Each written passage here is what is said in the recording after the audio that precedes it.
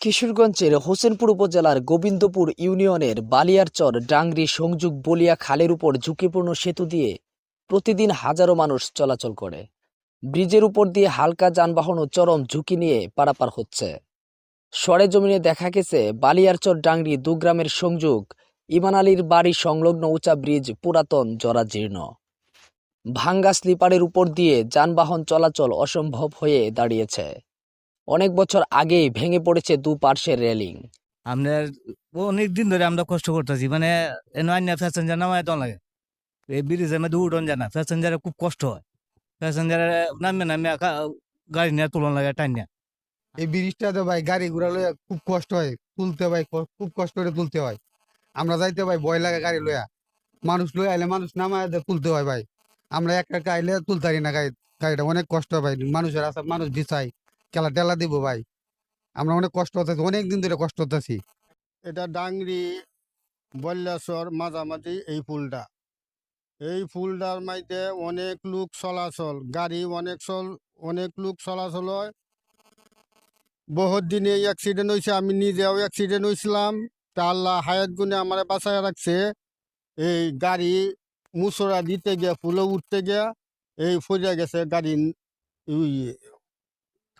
কালের মাঝে ফজে গেলে এই এরপরে দেয়া টমটমের গাড়ি গাছ লই একবার উল্টে গিয়ে ফজে আছে।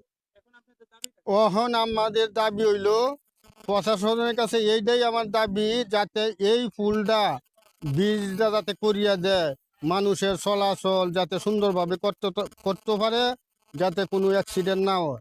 এনে অনেক গাড়ি চলাচল হয়, রাইতে 12টা থেকে 1টা পর্যন্ত সারা রাইতে এমনিতে গাড়ি এই গাছ লইয়া যাইতাছে। পথচারী ও এলাকাবাসী জানায়, দীর্ঘদিন ধরে সেতুটি ঝুঁকিপূর্ণ। প্রতিদিন যানবাহন, শত শত পথচারী ও স্কুলগামী শিক্ষার্থীদের চলাচল করতে হয় ঝুঁকিপূর্ণ সেতুটি দিয়ে। প্রায় ঘটছে ছোট বড় দুর্ঘটনা। এলাকাবাসী আরও বলেন, জনগুরুত্বপূর্ণ এ ব্রিজটি দীর্ঘদিন ধরে ঝুঁকিপূর্ণ অবস্থায় পড়ে থাকলেও সংশ্লিষ্ট কর্তৃপক্ষের কোনো ভূমিকা দেখা যাচ্ছে না। কি কমু, এটা তো ব্রিজের সাথে বাড়ি।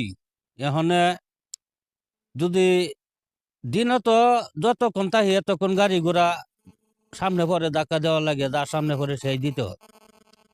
আবার রাত্রে 12টা বাজুকে মানুষে ডাকে তুলে গেলে ভাই একটু গাড়িটা ধাক্কা দিয়ে তুলে দেন।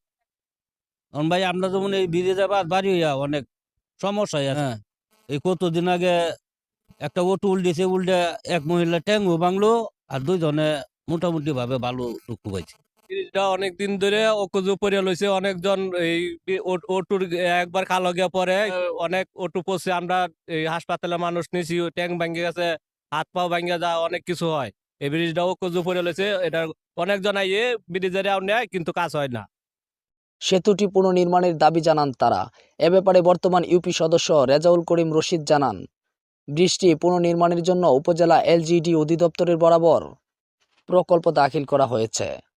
হোসেনপুর উপজেলা এলজিডি প্রকৌশলী গালিব মুর্শিদ জানান, প্রকল্প পরিচালকের নিকট প্রস্তাবনা পাঠানো হয়েছে। অনুমোদন হলেই দ্রুত জরাজীর্ণ সেতুর কাজ শুরু করা হবে।